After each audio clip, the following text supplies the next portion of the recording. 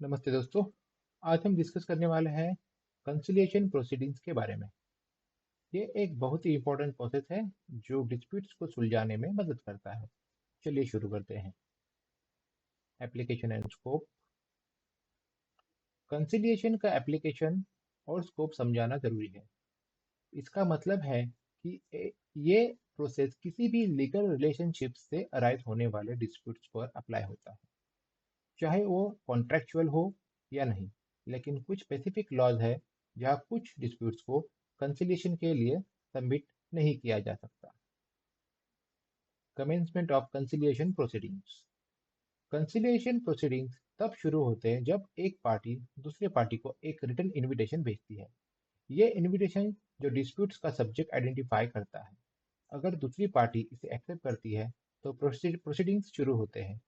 अगर रिजेक्शन होता है या 30 दिन तक कोई रिस्पॉन्स नहीं आता तो इसे रिजेक्शन माना जाएगा। Number of कंसिलिएटर्स। कंसिलिएशन में आमतौर पर एक कंसिलिएटर होता है, लेकिन अगर पार्टी चाहे तो 2 या 3 कंसिलिएटर्स का भी इस्तेमाल कर सकती है।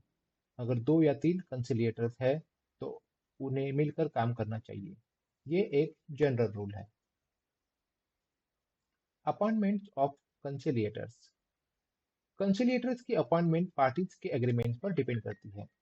अगर एक कंसिलिएटर है तो दोनों पार्टीज मिलकर एक नाम तय कर सकती है। दोनों कंसिलिएटर्स के केस में हर पार्टी एक कंसिलिएटर अपॉइंट करती है, और अगर 3 है तो एक प्रिसाइडिंग कंसिलिएटर तय किया जाता है। इंस्टीट्यूशंस भी अपॉइंटमेंट में मदद कर सकती है। की कंसिडरेशंस इन अपॉइंटमेंट। कंसिलिएटर्स की अपॉइंटमेंट के दौरान कुछ की कंसिडरेशंस का ध्यान रखना जरूरी है। कंसिलिएटर को इंडिपेंडेंट और इम्पार्शियल होना चाहिए।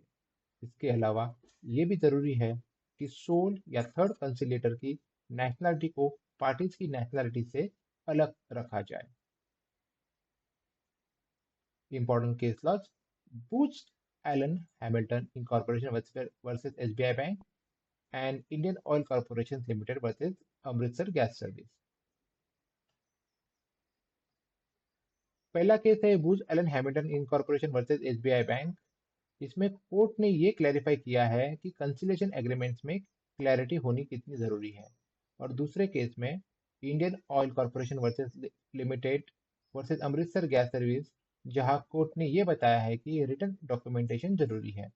बिना लिखित एग्रीमेंट्स के कंसिलिएशन नहीं हो सकता। Summary points. तो दोस्तों आज हमने कंसिलिएशन प्रोसीडिंग के की एस्पेक्ट पर चर्चा की।